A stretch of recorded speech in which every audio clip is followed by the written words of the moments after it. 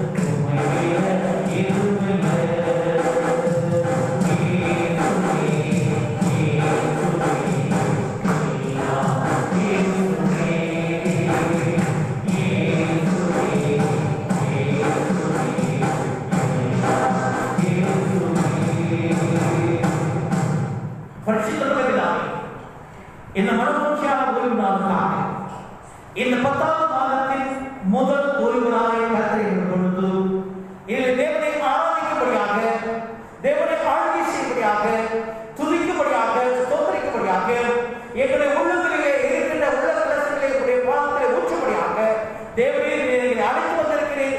அதற்காக நன்றியோடு துதிக்கிறோம், ஸ்தோத்திரிக்கிறோம்.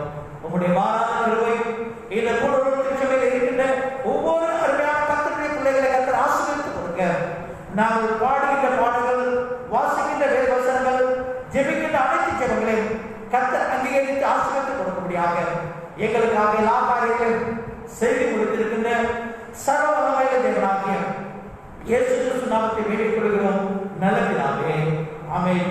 அல்லேலூயா, அல்லேலூயா, அல்லேலூயா. நாம் யாவரும் எழுந்திருந்து கர்த்தரை நாம் மகிமைக்காக இந்த ஆராதனை ஆரம்பத்துக்காக கிறிஸ்தவ கீர்த்தனையிலே 77வது பாடல் என்ன என் ஆனந்தம் என்ன என் ஆனந்தம் சொல்லக்கூடாதோ என்ற பாடலே முதல் 2 சரணம். என்ன என் ஆனந்தம் என்ன என் ஆனந்தம் சொல்லக்கூடாதே, என்ன என் ஆனந்தம் என்ன என் ஆனந்தம் சொல்லக்கூடாதே,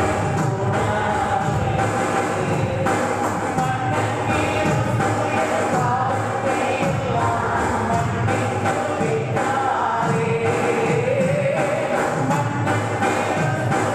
பாவத்தை எல்லாம் மன்னித்து விட்டாரே.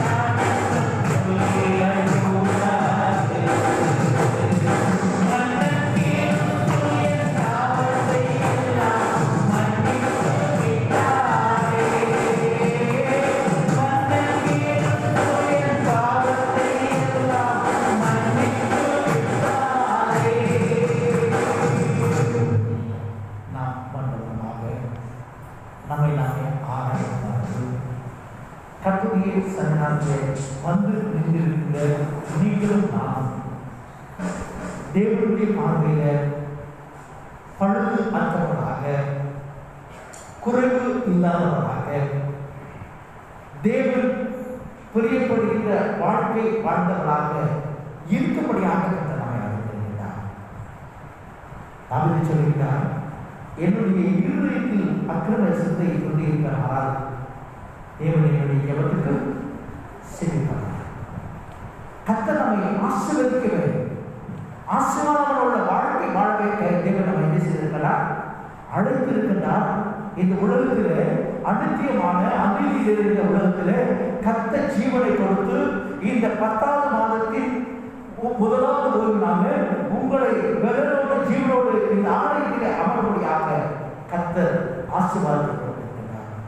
பின்பாக அந்த ஆசீர்வாதத்தை பெறக்கூடாத அளவுக்கு நம்முடைய சரீரத்தில் தோன்றுகின்ற எண்ணங்களும் நம்முடைய சிந்தனையிலே தோன்றுகின்ற காரியங்களும் ஒருவேளை அது தேவனுக்கு பிரியமில்லாத காரியங்களாக இருந்தால், தேவனுக்கு சித்தமில்லாத காரியமாக இருந்தால், தேவன் நம்மை பார்த்து கேட்கிறார், நமக்கு பாவம் என்று சொல்லுவோம்னா நம்மை நாமே வஞ்சிக்கிறவர்களாக இருக்கிறோம். சத்தியமாகிய கிறிஸ்து நமக்குள் இருக்கிறார். அப்ப நம்முடைய வாழ்க்கையில் கிறிஸ்து இருக்கிறது நம்முடைய பாவங்களை என்ன செய்யணும், அறிக்கை செய்யணும். பாவங்களை அறிக்கை செய்கிறவன் வாழ்வடைகிறார், தேவனுடைய இரக்கத்தை பெறுகிறார். ஆகவே நாம் இந்த உலக வாழ்க்கையில எப்படி வாழ வேண்டும் என்று சொல்லி கர்த்தர் நம்மை அழைத்திருக்கிறது தெரியுமா? நம்முடைய சொந்த ஜனமாக, நம்முடைய சொந்த ஜனமாக, பரிசுத்த ஜாதியாக, தேவனால் தெரிந்து கொள்ளப்பட்ட மக்களாக, ராஜ்யமிக ஆசாரிய கூட்டமாக வாழ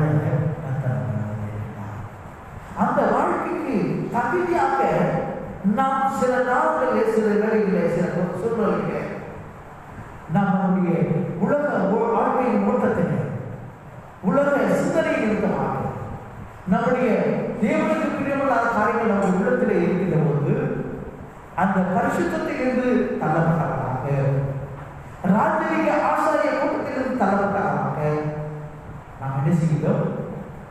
ஒவ்வொரு காரியத்தையும் தேவனிடத்தில் கேட்டு கேட்டு விட்டுக் கொள்கிறோம். தேவன் சொல்கிறார், நீ பரிசுத்த ஜாதி, தேவனால் தெரிந்து கொள்ளப்பட்ட ஜனம், ராஜரீக ஆசாரிய, அந்த ராஜரீக ஆசாரிய கூட்டத்தில் நாம் என்ன செய்ய தேவையில்லை, அஞ்சு தூர நிற்க தேவையில்லை. தேவை என்று சொல்லி கண்ணீரோடு வாழ்கின்ற வாழ்க்கை கட்டணம் இந்த நாளிலே கண்களை ஒரு நிமிடம் என்னை சொந்த ஜனமாக வைத்திருக்கிறீரே, அதை நான் உணரும்படியாக, பரிசுத்த ஜாதியாக வைத்திருக்கிறேன், நான் அறிந்து கொள்ளும்படியாக, ராஜரீக ஆசாரிய கூட்டம் என்று சொல்லிக்கிறேன், நான் ஆளும்படியாக இருக்க கூடாத அளவுக்கு இந்த உலக வாழ்க்கை சரீர கட்டு உலக இச்சை என்று வாய் அதை தேவனுடைய சமூக மனதாக அறிக்கை செய்யும். அஞ்சி அஞ்சி தூர நின்று சஞ்சலங்களை நான் சொல்லி அவை கழி மலை கொண்டே கெஞ்சி கெஞ்சி கெஞ்சி கெஞ்சி வஞ்சகன் முகம் கிட்டிய நீரம் சேர்த்து கிருவை பயிர்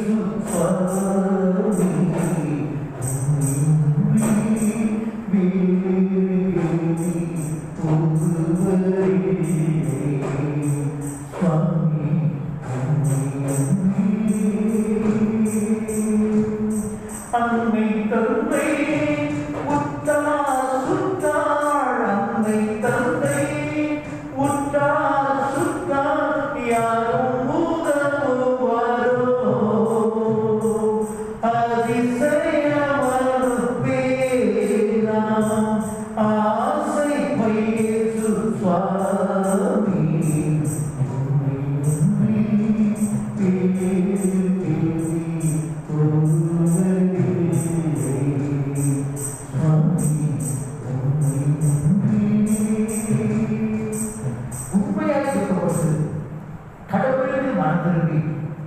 நம்முடைய வாழ்க்கையை சீர்படுத்த பிரயாசப்படுகிறது. கர்த்தர் சொல்கின்ற வேத வசனம் என்னன்னா, வருத்தப்பட்ட காலம் சொல்கிறவர்களே, நீங்கள் எல்லோரும் நினைத்து வாருங்கள், நான் உங்களுக்கு இளைப்பாறுதல் தருவேன். என்னிடத்தில் வருகிறவர்கள் நான் உறவே தருவேன் என்று நம்முடைய ஆண்டவராகிய இயேசு கிறிஸ்து நம்மை அழைத்து, நம்மை ஆசீர்வதித்து, நம்முடைய பாவங்கள் சாபங்கள் எல்லாவற்றையும் நீக்க வல்லவராக இருக்கிறார். ஆகவே உள்ளத்தின் ஆழத்திற்கு கர்த்தர் என்னுடைய பாவத்தையும், என்னுடைய சாபத்தையும், என்னுடைய ஆசீர்வாதத்தையும், தேவனுடைய சாபத்தை நீக்கிறதற்காக தேவனுக்கு நன்றி செலுத்தி கர்த்தரை கரங்களை கர்த்தரை சொல்கிறேன். பாவமெல்லாம் பறந்தது, நோயெல்லாம் தீர்ந்தது, இயேசுவை கண்டத்தினார்.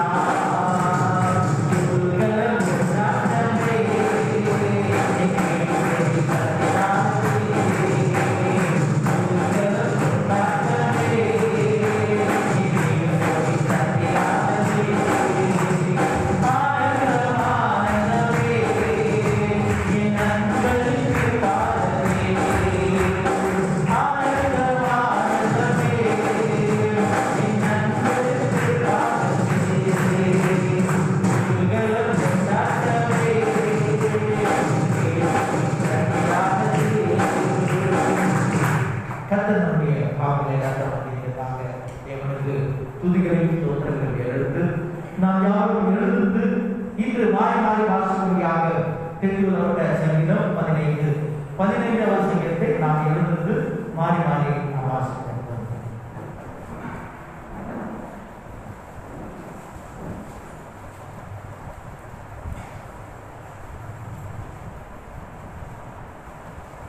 கர்த்தாவே, யார் உம்முடைய கூடாரத்தில் தங்குவான்? யார் உம்முடைய பரிசுத்த பர்வதத்தில் வாசம் பண்ணுவான்?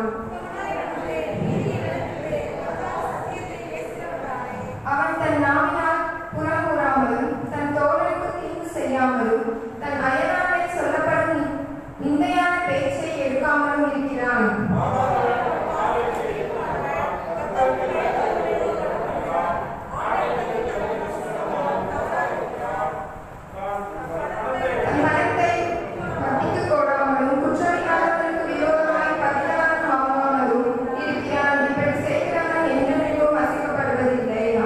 பிதாவுக்கும் குமாரனுக்கும் பரிசுத்த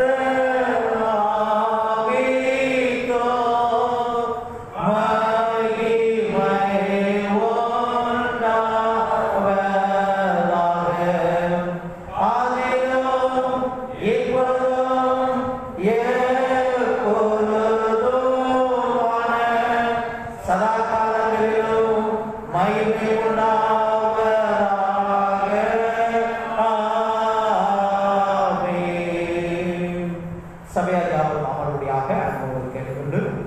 இந்த நாளுக்கு வாசிக்கும்படியாக தெரிந்து கொள்ளப்பட்ட வேத பகுதிகளை நாம் வாசித்து கேட்போம். தானியேல் தீர்க்கதரிசியின் புத்தகம் 3ஆம் அதிகாரம் 12ஆம் வசனம் முதல் 20ஆம் வசனம் முடிய. தானியேல் 3ஆம் அதிகாரம் 12ஆம் வசனம் முதல் 20ஆம் வசனம் முடிய. வாசிக்க முதலாவது வேதபாடம் தானியேலின் புத்தகம் 3ஆவது அதிகாரம் 12ஆம் வசனம் முதல் 20ஆவது வசனம் முடிய. பக்கம் பழைய ஏற்பாடு 1032. பாபிலோன் மாகாணத்தின் காரியங்களை விசாரிக்கும்படி நீர் ஏற்படுத்தின சாத்ராக், மேஷாக், ஆபேத்நேகோ என்னும் யூதரான மனுஷர் இருக்கிறார்களே, அவர்கள் ராஜாவாகிய உம்மை மதிக்கவில்லை. அவர்கள் உம்முடைய தேவர்களுக்கு ஆராதனை செய்யாமலும் நீர் நிறுத்தின பொற்சிலையை பணிந்து கொள்ளாமலும் இருக்கிறார்கள் என்றார்கள்.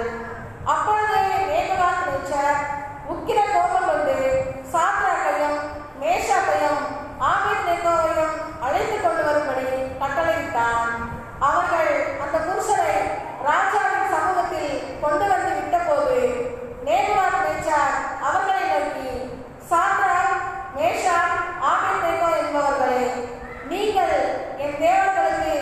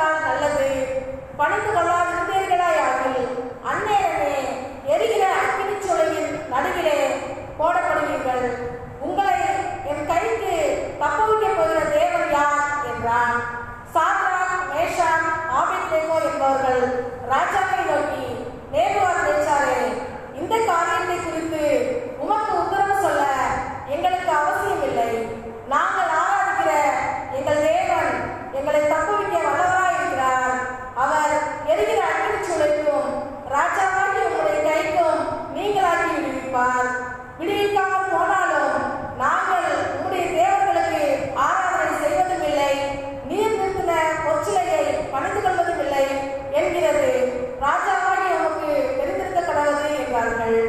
அப்பொழுது நேபுகாத்நேச்சருக்கு கடுங்கோபம் உண்டு.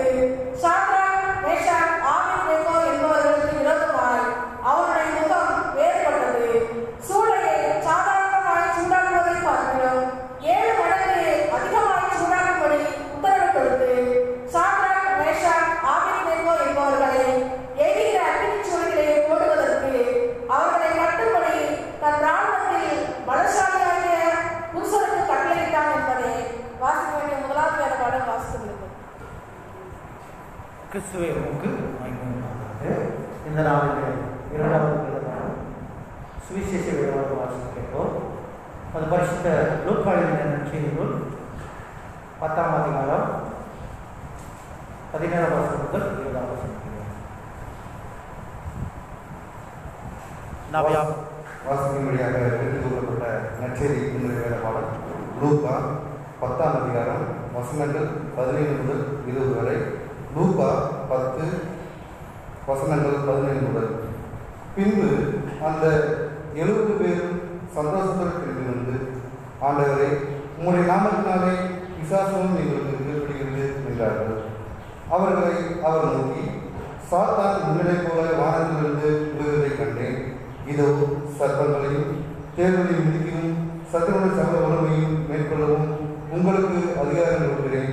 ஒன்றும் உங்களை சேதப்படுத்த மாட்டாது. ஆகிலும் ஆவியில் உங்களுக்கு இருக்கிறதாக நீங்கள் சந்தோஷப்படாமல் உங்கள் நாமங்கள் பரலோகத்தில் எழுதியிருக்கிறார்கள் சந்தோஷப்படுங்கள் என்றார் என்பதே.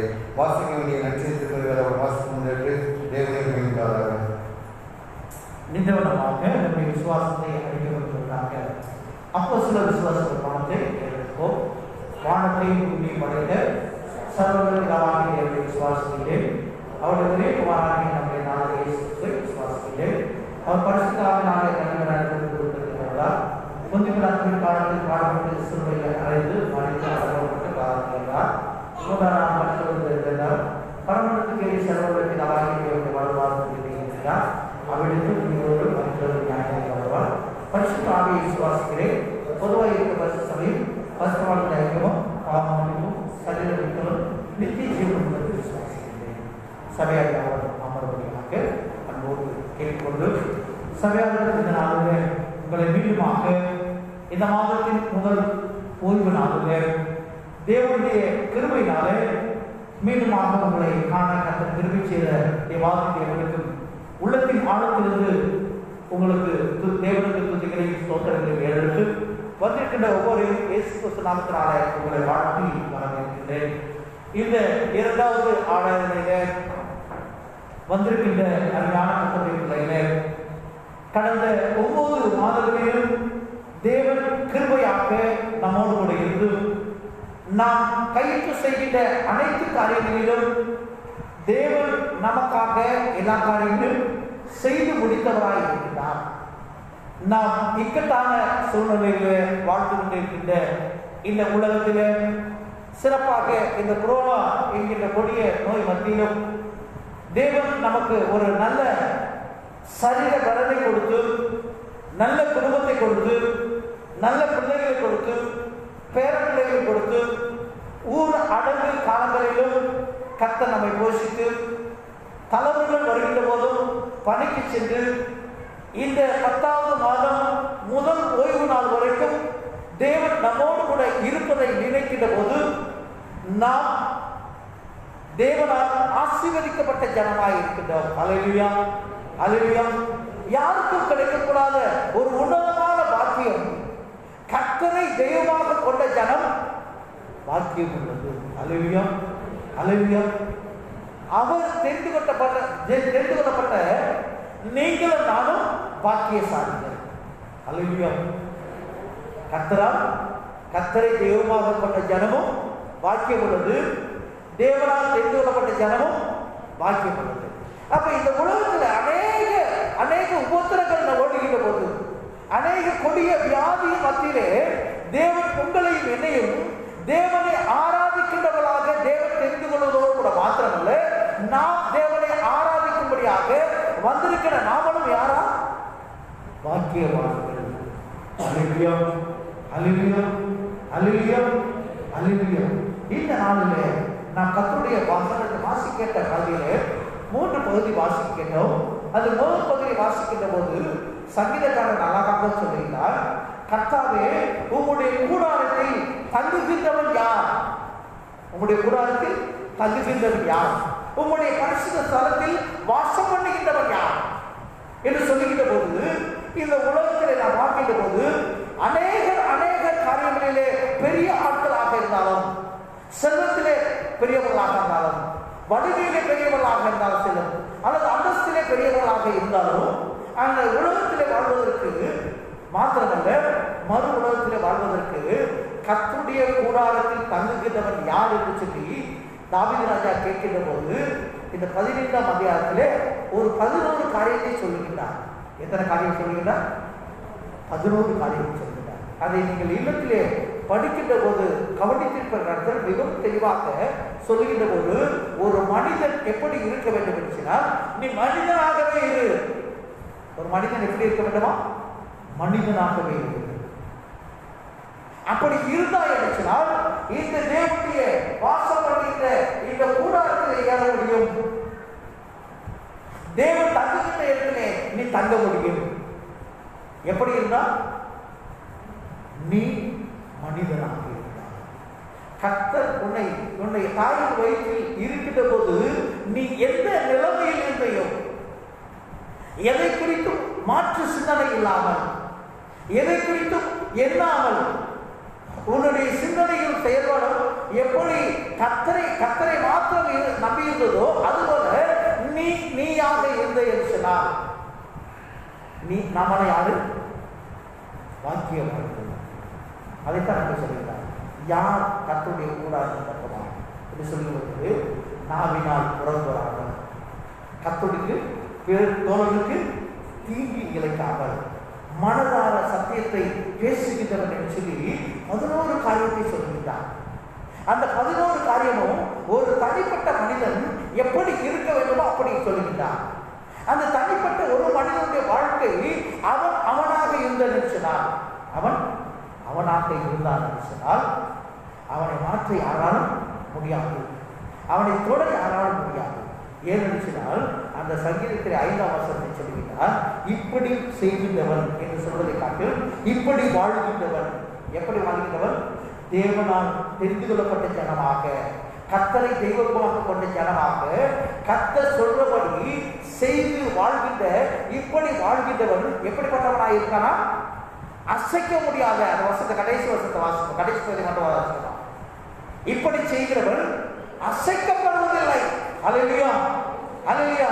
உங்களையும் என்னையும் இந்த உலகத்திலே ஜீவனுள்ளவராக வைத்திருப்பதற்கு காரணம் என்னவென்றால், ஒரு அசைக்கப்படாத ஒரு வாழ்க்கையை நானாகவே இருக்க வேண்டும் என்பதற்காகத்தான் தேவன் உங்களையும் என்னையும் இந்த ஆலயத்தில் என்ன செய்கிறார்? வந்து நிறுத்தியிருக்கின்றார். இந்த உலக சூழ்நிலையில் நாம் ஓடுகின்ற போது அநேக இடர்பாடுகள், அநேக வேதனைகள், அநேக துக்கங்கள், துயரங்கள் வரலாம். ஆனால் கர்த்தர் உங்களையும் என்னையும் எதற்காக வைத்திருக்கின்றார்? நானாக இருக்க வேண்டும். நானாக எப்படியா இருக்க முடியும் அப்படின்னா, இந்த வாசிக்கப்பட்ட 2வது வேதத்திலே சிந்திக்கும்படியாக நான் கடந்து செல்ல போகின்றேன். ஒரு நிமிடம் தலையை காத்து, நானாக இருப்பது எப்படி? நானாக வாழ்வது எப்படி?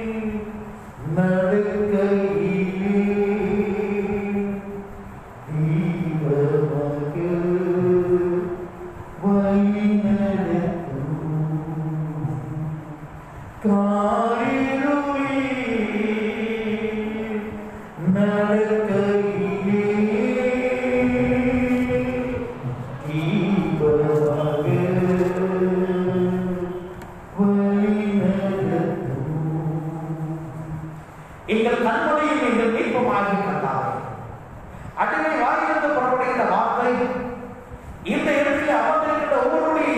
தியானம் சங்கீதக்காரன் செல்வதற்காக இப்படி செய்கிறவன் அசைக்கப்படாத ஒரு வாழ்க்கையுடைய நானாகவே இருக்க தேவன் எங்களுக்கு கற்றுத்தார். உங்களுடைய கிருபையினால எங்களை உங்களுடைய ரத்தப்பட்டுக்கிறார் தேவனை காத்துக்கொள்ள நாங்கள் இந்த வாசிக்கவிருக்கின்ற தியானிக்கவிருக்கின்ற அந்த வேறு பகுதியின் மூலமாக நீ என்னோடு கூட பேசி எங்களை ஆளுகை செய்து ஆசீர்வதிக்காக இயேசு கிறிஸ்து நாமத்தில் வேண்டிக் கொள்கிறோம். நல்லதாகவே ஆமென். ஹல்லேலூயா ஹல்லேலூயா ஹல்லேலூயா. இந்த வாசிக்கப்பட்ட அந்த வேத பகுதியானது தானியேல் புத்தகத்தில் 3ஆம் அதிகாரத்தில் வாசிக்கின்ற போது இந்த தானியேல் புத்தகத்தை எழுதுகிற போது இந்த அருமையான சாத்ராக் மேஷாக் நேபுகத்நேகோ இந்த 3 நபர்களும் பாபிலோனிலே நெபுகத்நேசருடைய ஆளுகையிலே அடிமைகளாக அல்லது அந்த நாட்டிலே வைத்திருக்கிறார்கள். இந்த 4 பேரும் யார் நினைச்சா யூதர்கள். 4 பேர் யாரு? யூதர்கள். அவர்கள் யூதர்கள் எருசலேமில் இல்லாமல் பாபிலோனில் இருக்கிறார்கள். அப்படி பாபிலோனில் இருக்கிற போது அவர்கள் செய்ய வேண்டிய காரியத்தை அவர்கள் செய்து கொண்டிருந்தார்கள். எங்க இருக்கின்ற போது? பாபிலோனில் இருக்கின்ற போது, பாபிலோனுடைய அரண்மனையில் இருக்கின்ற போது அந்த ராஜா என்ன சொல்கின்றாரோ அதன்படி செய்ய வாழ்வதற்காக அங்கு வாழ்ந்து கொண்டிருக்கிறார்கள். அவர்கள் யார் என்று சொன்னால் யூதர்கள். அவர்கள் யார் என்று சொன்னால் யூதர்கள். அவர்கள் யூதர்களுடைய காரியங்கள் என்ன சொன்னால் யூதர்கள் எப்பொழுதும் அந்த கர்த்தர் கொடுத்திருக்கின்ற கற்பனைகளை கை கொள்கின்ற மக்கள், கர்த்தர் கொடுத்திருக்கின்ற கற்பனைகளை கை கொள்கின்ற மக்கள், நியாய பிரமாணத்தை அழிந்திருக்கிறது. இந்த நபர்கள் என்ன செய்கிறார்கள்? அவர்களுடைய அனுதின வாழ்க்கையில அவர்கள் அவர்களாக இருப்பதாக சாத்ராக்காக மேஷாக்காக அவர்களாக இருக்கிறார்கள். அவர்களாக இருக்கிற போது அங்கு இருக்கின்ற அந்த பாபிலோனுடைய ராஜா என்ன செய்கிறார்? இவர்களை மாற்ற விரும்புகின்றார் அல்லது அசைக்க விரும்புகின்றார். சங்கீதக்காரன் சொல்கின்றார், இப்படி செய்கிறவர் அசைக்கப்படுவதில்லை என்று சொல்லி. எப்படி செய்கிறவர்? கர்த்தருடைய வார்த்தைப்படி, கர்த்தர் சொல்கின்ற இந்த வேத வசனத்தின்படி வாழ்கிறவர்கள் அசைக்கப்படுவதில்லை. கர்த்தரை தெய்வமாக கொண்ட ஜனங்கள் பாக்கியவான்கள். கர்த்தரை முன்பாக வைத்திருக்கிறவர்கள் என்ன செய்வார்கள்? அசைக்கப்படுவதில்லை. இப்படிப்பட்ட வாழ்க்கை, இப்படிப்பட்ட எண்ணத்தோடு, இப்படிப்பட்ட விசுவாசத்தோடு வாழ்கின்றவர்கள் யார்? 3 நபர்கள். எத்தனை நபர்கள்? 3 நபர்கள். இவர்கள் வாழ்ந்து கொண்டிருக்கிற போது திடீரென்று அந்த நெபுகாத்நேசர் ஒரு சிலையை கொண்டு பண்ணி அதற்கு மேலதானங்களோடு கூட ஒரு ஆராதனை வழிபாடு நடத்தி அதை வழிபடும்படியாக என்ன செய்கின்றார்? உத்தரவு பிறப்பிக்கின்றார். அல்லேலூயா அல்லேலூயா. உத்தரவு பிறப்பிக்கின்றார். அப்பொழுதும் இந்த சாத்ராக்காக இருக்கின்றார், மேஷாக்காக இருக்கின்றார்.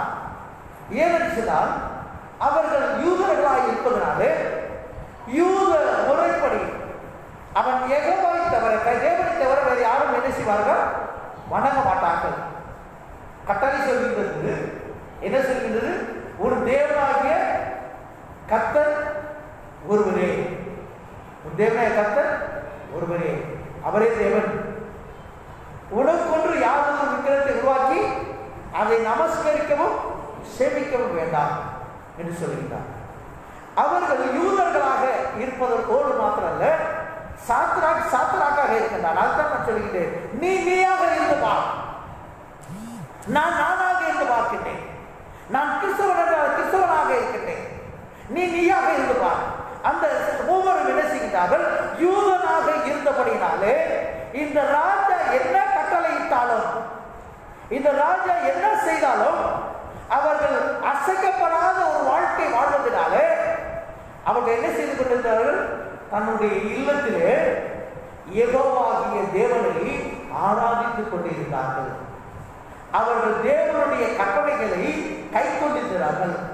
அவர்களுக்கு கொடுக்கப்பட்ட நியாய பிரமாணத்தின்படி வாழ்ந்து கொண்டிருந்தார்கள். நியாய பிரமாணத்தின்படி வாழ்ந்து கொண்டிருந்தார்கள். அவர்கள் என்ன செய்வார்கள்? அவர்கள் மாறவில்லை. தேசம் மாறியது, கடவுள் மாறினார்கள், கலாச்சாரம் மாறியது, தன்னுடைய வாழ்க்கை சூழ்நிலை மாறுகின்ற போது இந்த மூவராகவே இருந்தார்கள். அந்த தானியேல் புத்தகத்தில் வாசிக்கின்றது மூவரும் இந்த 4 நபர்கள் யாரு? தானியேலோடு சேர்த்து ஞாபகம் என்ன செய்வார்கள்? ஒரு நாளைக்கு 3 முறை ஜெபிப்பார்கள். அந்தி சந்தி மத்தியான வேளையிலே ஜெபிப்பார்கள். அவர்கள் ஜெபிக்கின்ற நோக்கம் என்னவென்று சொன்னால், அவர்கள் இங்கிருந்து எருசலேம் நகரை பார்த்து, ஏன் என்ற எருசலேம் நகரை பார்க்கிறார் சொன்னால், எருசலேம் நகரமானது, எருசலேம் தேவாலயமானது இந்த நேபுகாத்நேசருடைய ஆளுகையினால, படையெடுப்பினாலே அது தரைமட்டமாக்கி தீக்கிரையாக்குவதனாலே இந்த 4 நபர்களும் எருசலேம் நகரை நோக்கி என்ன செய்கின்றார்கள்? அவர்களாக இருந்து தேவனை நோக்கி ஜெபித்துக் கொண்டிருக்கிறார்கள், தேவனை நோக்கி பார்த்து கொண்டிருக்கிறார்கள். அவர்கள் யூதர்களாக வாழ்ந்து கொண்டிருக்கிறார்கள், அவர்களாகவே இருக்கிறார்கள். அருமையான கடவுளுடைய பிள்ளைகளே, கடந்த 3-4 மாதங்களிலும் 6 மாதங்களிலும் அநேக நேரங்களிலே அடைபட்டுக் கொண்டிருக்கின்ற போது நாம் யாராய் இருந்தோம் என்று சொல்லி சிந்திக்கும்படியாக கர்த்தர் நம்மை அழைத்திருக்கிறார். நாம் யாராய் இருந்தோம் என்று சொல்லி அழைக்கப்பட்டிருக்கிறார். அப்பொழுதுதான் சொல்லியிருந்தார், இந்த அதிபதி அந்த நாட்டின் அதிபதி ஒருவன் சென்று ராஜாவிடம் சொல்லுகிறான். என்ன சொல்லுகிறார்? ஐயா, இந்த எகிப்தில் இருக்கின்ற அனைவரும் என்ன செய்கின்றார்கள்? இந்த பொச்சலையை பணிந்து கொள்கின்றார்கள். ஆனால் இந்த நபர்கள் யாரு? இந்த யூதர்கள், அவர் சாத்ராக் என்பவனும் மேசாக் என்பவனும் ஆபத்நேகோ என்பவனும் அவர்களாக இருக்கிறார்கள். அவர்களை மாற்ற முடியவில்லை, அவர்களை அசைக்க முடியவில்லை. அவர்களை அழைத்து வந்து இந்த பொச்சிலை ஆராதிக்க பணியே சொல்கின்றேன், பணிய மாட்டுகின்றார்கள் என்று சொல்கிறார்கள். அதற்கு காரணம் என்னவென்று சொன்னார், சாத்ராக்காக இருந்தார். சாத்ராக் மாறவில்லை. மேசாக்காக இருந்தார், மேசாக் மாறவில்லை. அருமையான கடவுளுடைய பிள்ளைகளே, நீங்கள் உங்களை தேவன் எதற்காக உன் தாயின் வயிற்றிலிருந்து உருவாகும் முன்னாக தெரிந்து கொண்டாரோ அந்த நோக்கத்தை உடையவர்களாக இருந்து எல்லா சூழ்நிலையிலும் நீங்கள் மாறாமல் கர்த்தருடைய பிள்ளைகளாக கர்த்தர் நமக்கு கொடுக்கப்பட்ட இந்த வேத வார்த்தைப்படி நாம் வாழ்ந்தோம் என்று சொன்னால் எந்த தீங்கு முறையை சேர்ந்து அணுகாது, எந்த வாதைகளை அணுகாது. ஒரு வழியாக வருகிறது, 7 வழியாக திரும்பி செல்வான் என்று சொல்லி வேதத்தில் சொல்கின்ற காரியங்கள் அப்படியே நடக்கும். எப்பொழுது? நானாக மாறுகின்ற போது அல்ல, என்னுடைய சிந்தனை மாறுகின்ற போது அல்ல, என்னுடைய எண்ணம் மாறுகின்ற போது அல்ல, என்னுடைய வாழ்க்கை மாறுகின்ற போது அல்ல. வாழ்க்கை சூழ்நிலை மாறலாம், நானாகவே என்ன செய்கின்றேன் இருந்தேன். அப்ப இந்த சாத்ராக் மேசாக் கூப்பிடுறாரு, எப்பா நீ வணங்கிடு, ராஜா கூப்பிடுறாரு வணங்கிடு. அப்ப இவங்க சொல்றாங்க, என்ன சொல்றாங்க, இவருடைய அந்த உறுதியான வாழ்க்கை எப்படி இருக்குன்னா, அசைக்கப்படாத ஒரு உறுதியான அவர்களாக இருந்ததுக்கு காரணம் என்னன்னா, அவங்க சொல்றாரு, நாங்கள் ஆராதிக்கின்ற தேவன் தப்புவிக்காமல் போனாலும்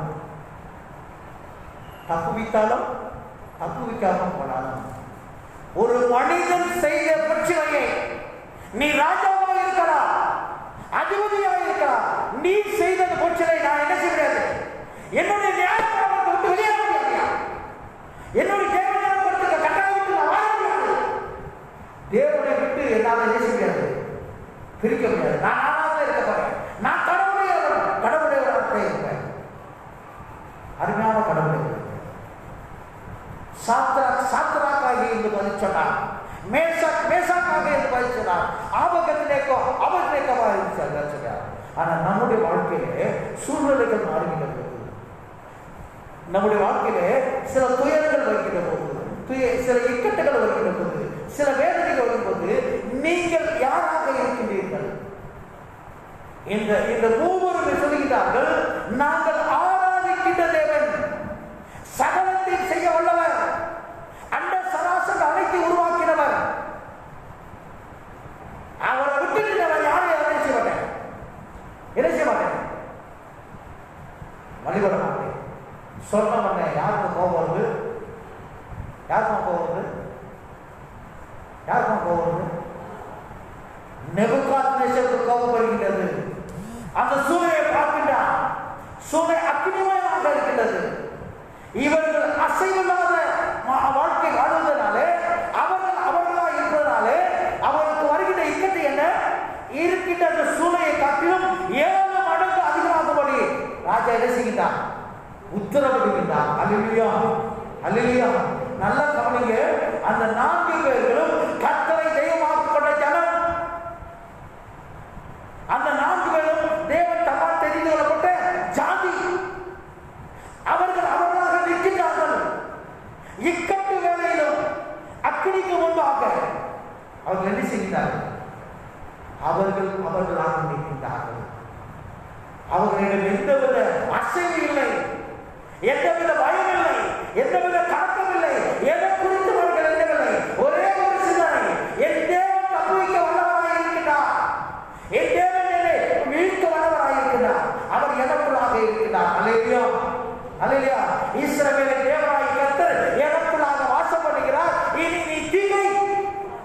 அல்லேலூயா, அல்லேலூயா. நம்முடைய வாழ்க்கையில கர்த்தர் நம்மிடத்திலிருந்து எதிர்பார்க்கின்ற ஒரு காரியம், நீயாக இரு. நீயாக இரு. உன்னை கிறிஸ்து எதற்காக பிடிக்கப்பட்டாரோ, கிறிஸ்து எதற்காக உன்னை இந்த உலகத்தில் ஜீவனாக வைத்திருக்கிறாரோ அவர்களாக இரு.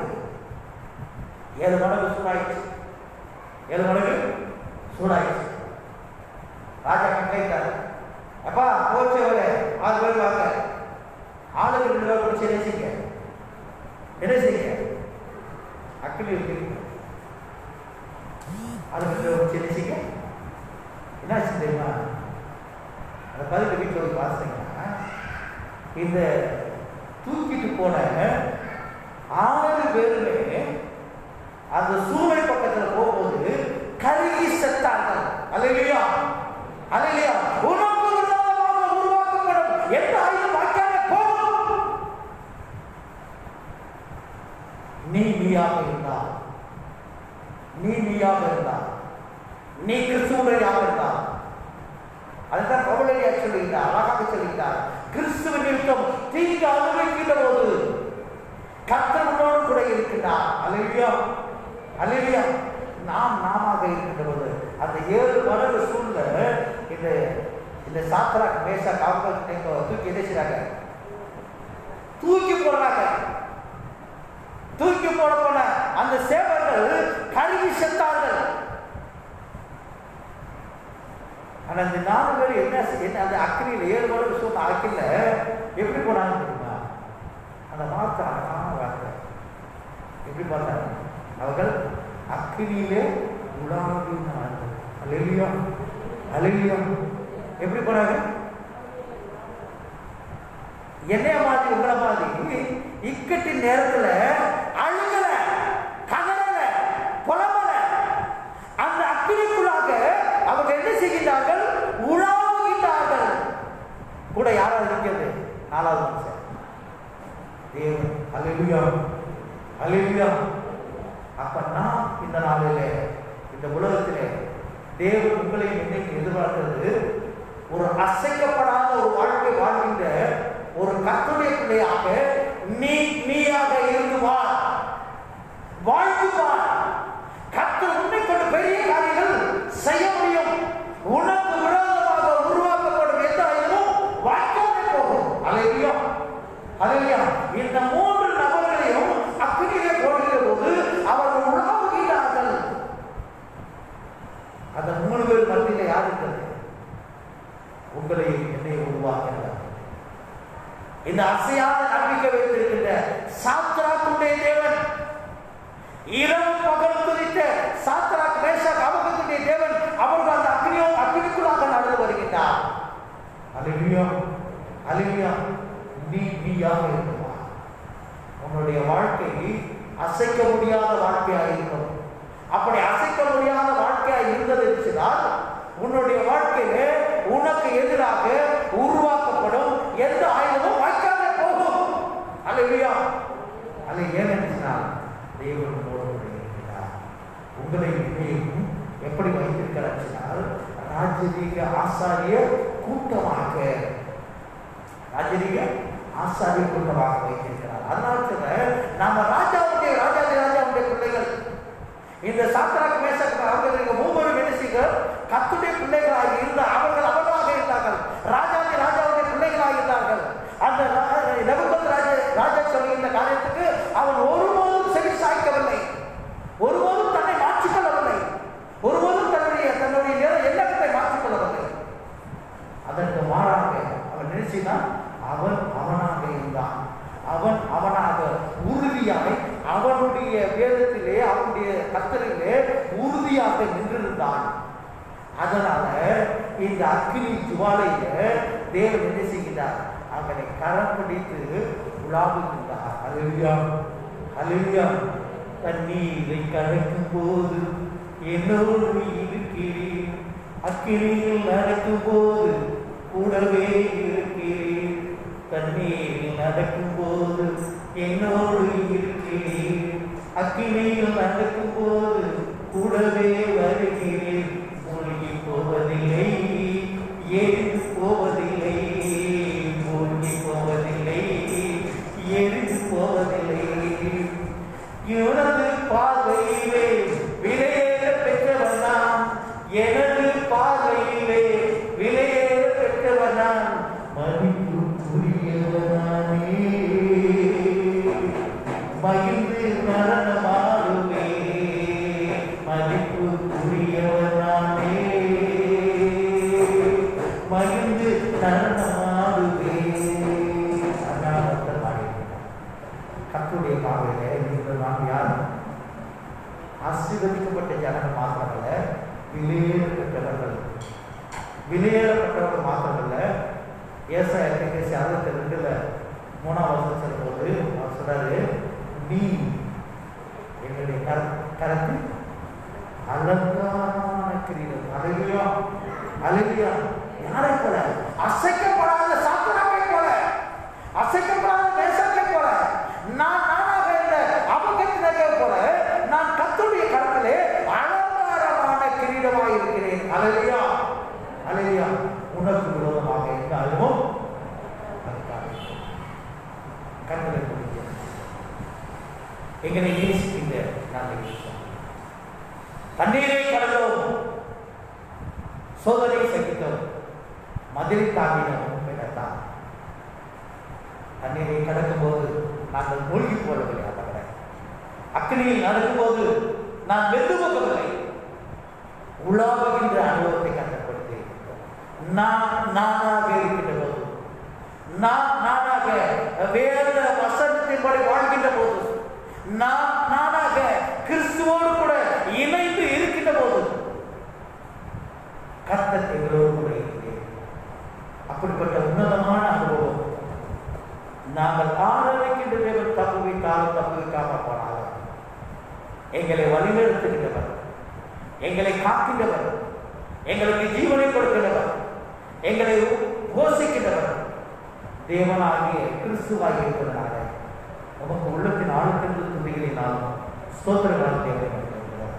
உங்கள் கிருபை எங்களை காத்துக்கொண்ட எங்களுக்காக எல்லா காரியமும் செய்து கொடுத்திருக்கின்ற நானாகவே வாழ்வதாக தேவன் கிருபை செய்ய வேண்டும் என்று எங்கள் அருமை ரட்சகரும் எங்கள் மீட்புமாகிய இயேசு கிறிஸ்துவாக எங்களை ஆளுகை செய்து ஆசீர்வதித்து காக்க தேவன் கிருபை செய்ய வேண்டும் என்று எங்கள் அருமை ரட்சகரும் மீட்புமாகிய இயேசு கிறிஸ்து நாமத்தில் வேண்டிக் கொள்கிறோம். நல்லதாகவே அவை கர்த்தருடைய நாமம் மகிமைக்காகவும் கர்த்தரை கண்டு நாம்